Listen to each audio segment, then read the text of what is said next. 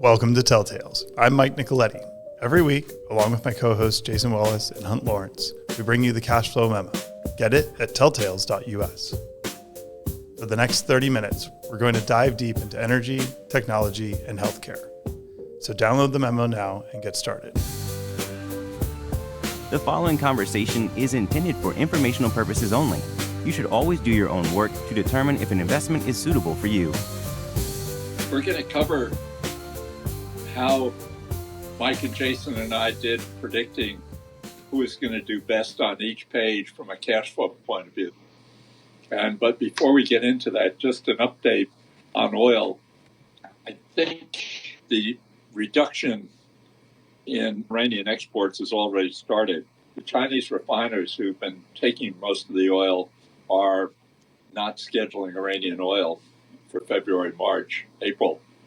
So without Trump reimposing sanctions, the reduction in Iranian supply has already started. So that estimate of 2.5 million barrels a day in 25 down from 3 million in 24 is in the process of happening. In terms of consumption, lots of publicity about China. And it is true that half of all the cars sold in China are battery cars, or at least hybrids. A great deal of diesel demand satisfied by LNG and compressed natural gas. But I think having China flat is conservative enough. So if the surplus capacity of 4.4 in 24 declines to 3 within hailing distance of, say, 2.4, which it was in 22, we could have a stiffer oil market. With gas, cold weather, of course, helps. And in fact, the January contract was last Thursday was all the way up to 350. It's interesting. That's rallied a lot, but the 25 price and the 26 price have held flat. So it's just the impact of the time of the year and the cold weather. On Exhibit A, we saw over the weekend the impact of Elon Musk having 200 million Twitter followers and thinking that a 1,500-page continuing resolution was a bad idea. For people who believe that it's really important to get that deficit, which was $1.9 trillion in 24, down into the range of, say, $1 trillion, this was great good news. It shows that he may not be the stand-in president, but the effort by Elon Musk, I think they have some staff, and Vivek Ramaswamy is alive and well, and I think that will may be a little frustrating for Trump as president and members of Congress and the Senate, but I think overall it looks pretty good. Now, saving as much as $1 trillion of spending is just a very tall order, but at least the direction looks good. And with that, I think we'll review the cash flow, how the cash flow forecast. As I recall, Mike, we were picking, say, on page 20, which of the 5 companies would have the most improvement in cash flow during 24. And with that, I'm going to turn it over to you. I can't even remember which one I took, but which one you and Jason took. But why don't you lead us through how page 20 came out? Sure. So page 20 is our Uber, DoorDash, Airbnb, Five Below page. We added Haro later in the year, so we'll leave that one out. The picks were both Hunt and I chose Uber, and Jason chose Five Below. To his credit, maybe just to be somewhat different. The conclusion is that the actual winner on a percentage basis was DoorDash, because from 0 to 0.3 billion in cash flow, that's you can't beat infinity improvement. So that was the best grower. Uber would have been the next best. Five Below has a very strong balance sheet. You can see they don't have any debt. I think there's a potential for significant improvement there with the new CEO, but time will tell. Page 19, Mike. All right, 19. That was the United Healthcare, CVS, Regeneron, Lilly, and actually back then we had Biogen on here as well, though we've dropped it. Our picks were Hunt chose United Healthcare. Jason and I both chose Lilly. Lilly was the greatest percentage gainer, and CVS didn't do very well. United Health was essentially flat. I think it was down $1 billion year over year. United Health ran into some significant headwinds. They, what was it, Mike? They had a hack, right, that affected about half of the people they dealt with, whether they be hospitals or physicians or individuals. And they had trouble coming back from that. Now, of course, they have some significant litigation headwinds. So clearly, Lilly was the one to pick there. How about 18, Freeport, Albemarle, CF, and Nextera? So the surprise here is nobody picked Nextera. Nextera was negative cash flow, and they turned to positive. So that would have been the winner on the page. The next was Freeport, which I chose, and I believe Jason also chose that. Yeah. And then Albemarle was actually down because of the amount of CapEx that they had in their budget. They went from positive 0.9 to negative 1.9. Nextera has benefited, as of a lot of utilities, especially ones with nukes, but from the increase in demand for power for data centers, for AI. And I think the best performing stock in the S&P 500 was an independent power company in Texas called Vistron, which I think was up like 2.5 times or something ridiculous like that. So that really helped Nextera. Page 17 is FedEx, United Parcel, Nike, and Costco.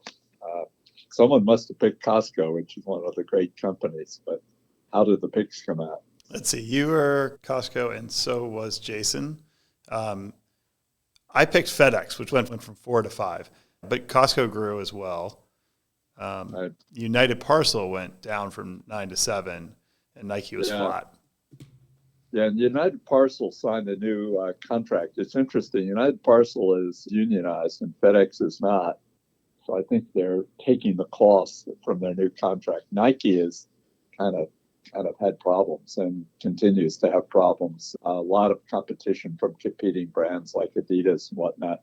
Costco is one of the great stories in our capital markets, and the problem is it's over 50 times free cash flow, but it always seems to perform, but it is pretty expensive. Next, page 16 is the restaurant stocks: McDonald's, Starbucks, Chipotle, Celsius, and Hilton. And in the interest of full disclosure, Mike and Jason in that partnership own Celsius. But over to you, Mike. So no surprise, Jason and I both chose Celsius. All of these grew except for Starbucks, I believe. And Chipotle was Hunt's choice, and that came in second. So the percentage growth was 67% for Celsius, which is pretty significant. And then Chipotle at 20% or 19% is nothing to shake a stick at. Right. And Celsius stock came down a lot. So if there's an inexpensive stock here, please don't do your own work. But if there's an inexpensive stock on these 20 pages off the statistics, it's Celsius at 12 times free cash flow. Yeah, that's pretty cheap for a growth company if you believe that they're going to continue to grow cash flow. Yeah. Starbucks was so discouraged that they hired the Chipotle CEO to come. Starbucks now is trading at over 50 times free cash flow. So apparently Starbucks stockholders, and Starbucks is close to its 52-week high. So people think the man from Chipotle is going to get the job done. But for the moment, that'll have to be a 25 increase in free cash flow. Yeah, I think we'll get into our predictions on those at a later date, but I think the CEO will make out well on that deal. Maybe not everybody else. Yeah. Page 15 is the healthcare page: Pfizer, Moderna, Lantheus, BioNTech, and Vertex.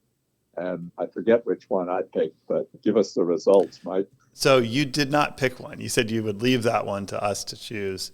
And Jason and I split our two favorites on this page, Vertex and Lantheus. Jason took Vertex and I took Lantheus. Both of them grew cash flow. Lantheus doubled the cash flow and Vertex increased by 20%. Right. And Vertex had a bad trial results last week. So its stock is down considerably from where it was. Any comment on that, Mike? Well, we don't have Jason at hand, but any comment on Vertex? Yeah, the trial result was weird, and something that it was on the pain drug, right? So remember, they have the non-opioid painkiller. Part of the problem with the whole opioid pain studies back in the day, which the Sackler family or Purdue Pharma were behind a lot of them, is they're based on a subjective measure of pain. So the patient comes in and they ask them, what's your pain level, 0 to 10? After being on the drug at various points in time, they ask them, what's your pain level? The interesting result in this study is that the placebo performed similarly to the actual drug. The drug responded similarly to other trials, in a reduction of 2 on that 0 to 10 scale. But it was very odd that the placebo performed as well, with approximately 2-point reduction. The conclusion from that, and the company will tell you, it wasn't meant to be a comparator, but obviously people are making the comparison between the two. We think it's more of an anomaly than anything else, and it's partly to do with these subjective measures. Unfortunately for pain, that's pretty much the only thing that we have to measure a drug, and it worked. You can imagine the incentives are sort of weird, but to see a placebo respond like that was surprising. It's thrown people off. It's caused Vertex stock to come down in price, which if you're investors like us, you sort of like those opportunities. We don't, I'm not going to say that everything's perfect, but I think that it does not prevent the opportunity to have a non-opioid painkiller to be prescribed as an alternative to the opioids. Right. Page 14 is CAT, Deere, Generac, Transdime, and Fastenal. I'm a long-term Fastenal holder, but I don't know whether I picked it. It's been kind of slow to increase its cash flow. But how did that one come out, Mike? So the winning pick on this page was actually Generac, because they were barely above cash flow break even, 0.1 to 0.5.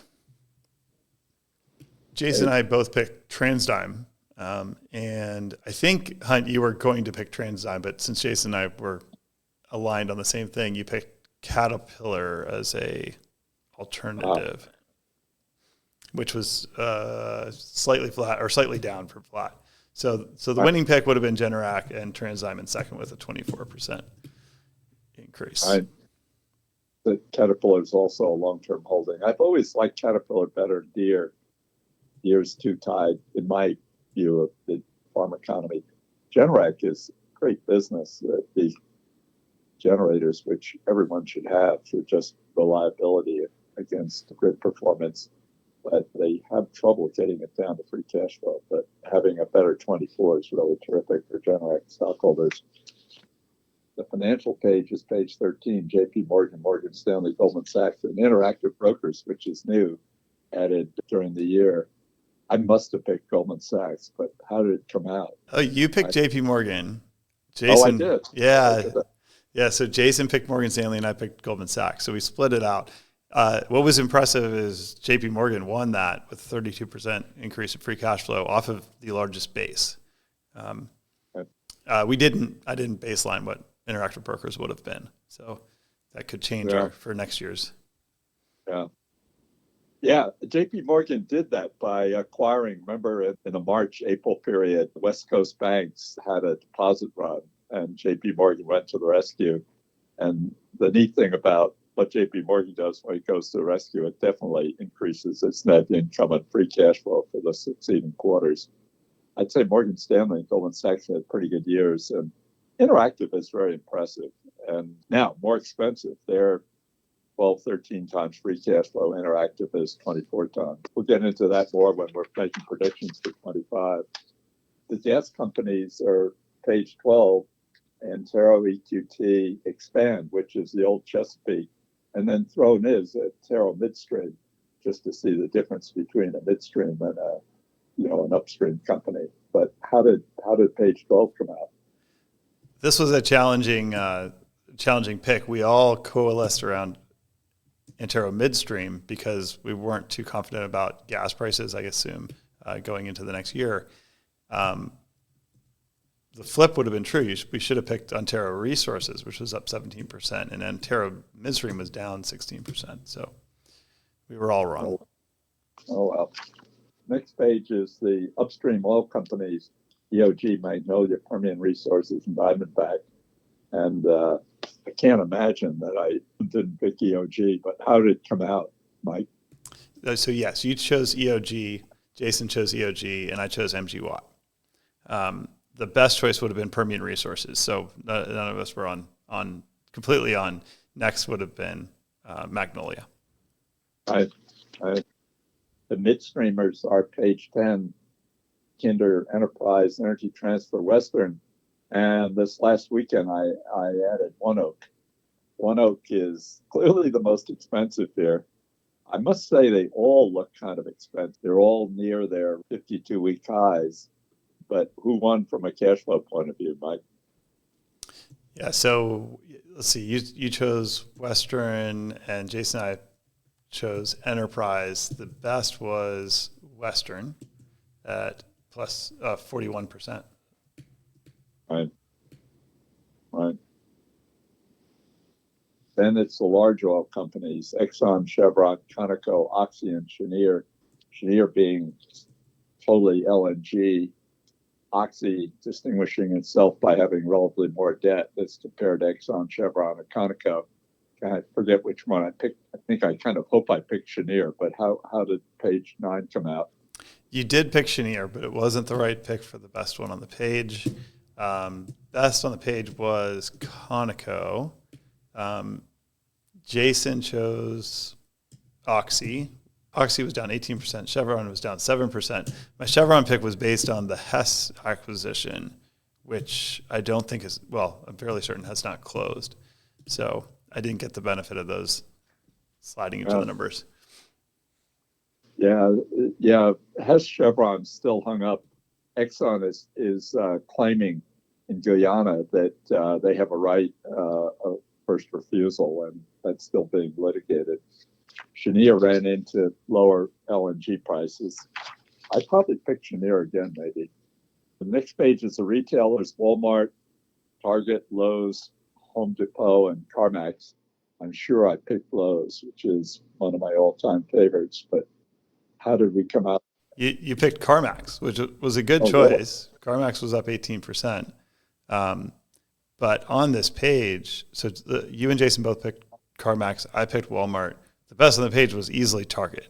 And if you remember a year ago, Target was really struggling in a lot of ways. The stock that's performed the best has been Walmart, and it's got to a real premium valuation. I guess because of their delivery business, people think of them as competitive with Amazon. But all my numbers here is trading for over 40 times free cash flow, which is quite remarkable. The next page is the credit card companies, MasterCard, Visa, and PayPal. I must have picked MasterCard or Visa, but how do the results look? Let's see. So Visa, I believe, was the largest grower from 18 to 20. Our picks were a little surprising. Hunt, both you and I picked PayPal. Jason chose Visa, so Jason won that one. All right. Yeah, PayPal, it's trading at a discount, 24 times free cash flow as compared to 30 times free cash flow for MasterCard and Visa. I just don't think that's enough of a discount to recognize the very strong position that MasterCard and Visa have. Right, and the relative discount, if you looked at it back, a year ago, it was trading for 13 times free cash flow. So over the period, it's up 40, almost 50%. So yeah, would have been a good stock pick, but we're totally dedicated to cash flow. So yeah. the stock goes up, that's great, but we really devoted to cash flow. Page 6 is AT&T, Verizon, T-Mobile. T-Mobile has been the performer here. We probably all tried to pick T-Mobile, but how did it come out, Mike? Yeah, so we split these. You chose T-Mobile, Jason chose AT&T, and I chose Verizon. I believe AT&T was actually the best, but both AT&T and T-Mobile were very close, 25 and 27%. Right. Verizon, my bet was based on a reduction in CapEx, and they've reduced CapEx by $11 billion, but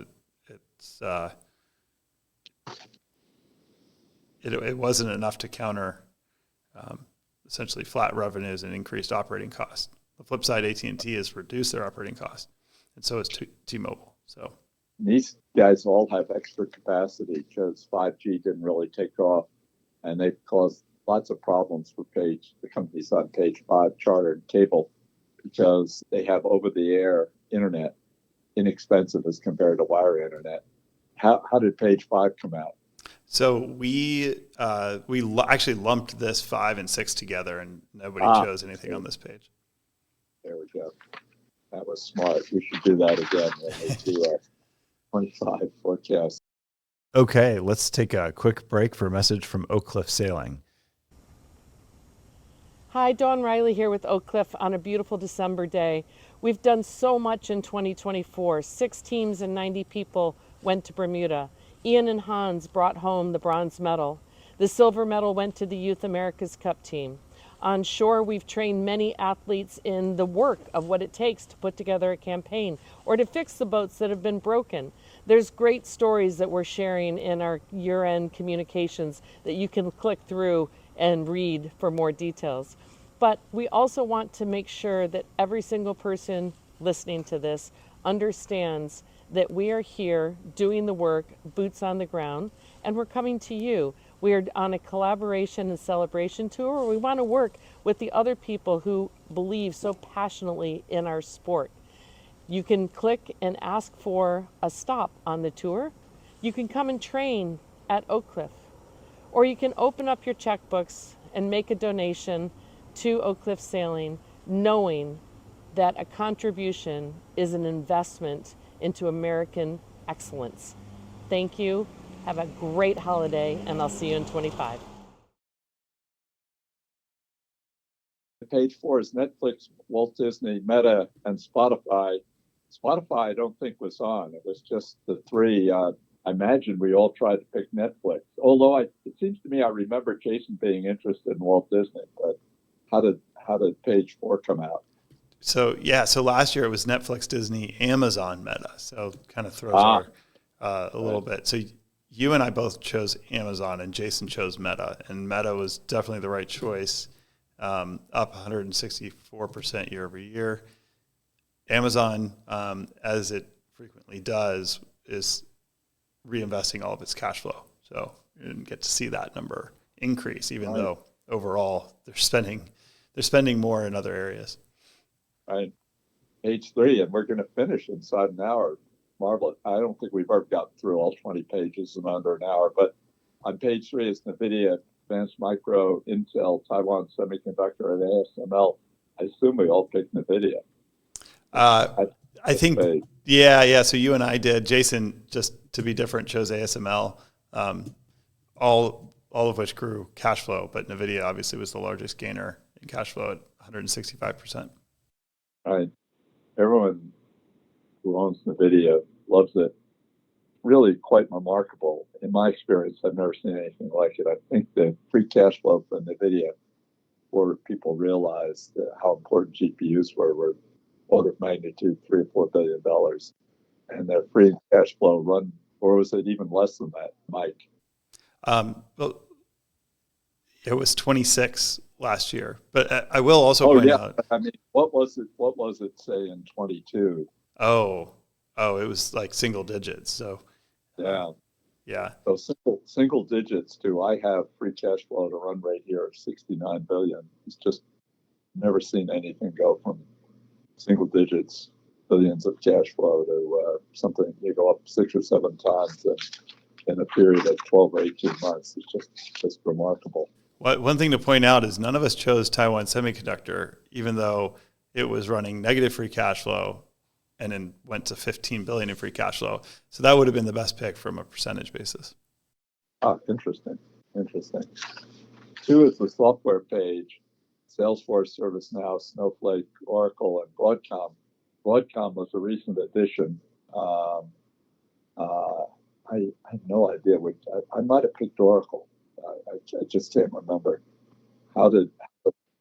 You went with Microsoft, and so did I. Okay. And Jason, and both, Microsoft did fine, 15%. Salesforce did great, plus 74%. And then, but similar to Taiwan Semiconductor on the previous page, the right pick would have been Snowflake, going from 0 to 2. Right.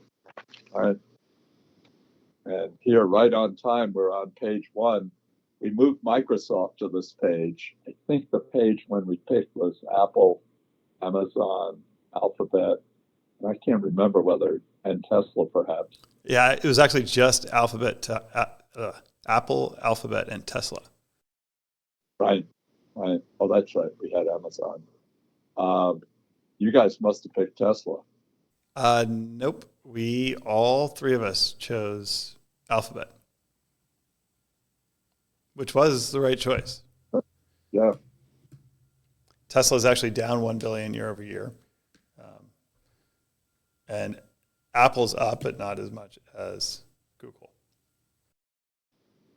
Now, I believe, and people will remember from preceding Wednesdays, that Office battery car business, Tesla's worth about $100 a share. And at the time I expressed that opinion, it was around 200. And then the election happened, and Tesla and XAI started building this cluster of GPUs in Memphis, and autonomous driving became more likely. This is a page from the second week of November. Tesla was 320. I think it's over 400 now. So Alphabet was the right cash flow answer, but in terms of stock price appreciation, I guess Tesla was the right answer. Yeah, Tesla's been a wild ride between there and here. I have last December the share price at 240, which was actually relatively high. It got low as I think early last year. It was near 150. Yeah, I have it a low 52-week low of 139. Now, we'll do this as soon as we have Jason on the phone. We'll do our 25 picks. And I apologize for some of these being still 6 months. Over the next 2 weekends, I plan to get them all to 9 months. In the meantime, everyone enjoy the Christmas holiday and the Hanukkah holiday, and we'll be with you again next Monday, same time. Take care, everyone. Be well. Bye-bye. The views expressed on this podcast are the host alone and do not constitute an offer to sell or a recommendation to purchase or a solicitation of an offer to buy any security nor a recommendation for any investment product or service. While certain information contained herein has been obtained from sources believed to be reliable, neither the hosts nor any of their employers or their affiliates have independently verified this information, and its accuracy and completeness cannot be guaranteed.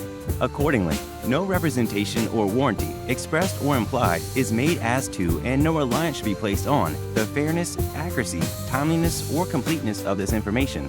The hosts and all employers and their affiliated persons assume no liability for this information and no obligation to update the information or analysis contained herein in the future, and may or may not hold positions in the securities mentioned.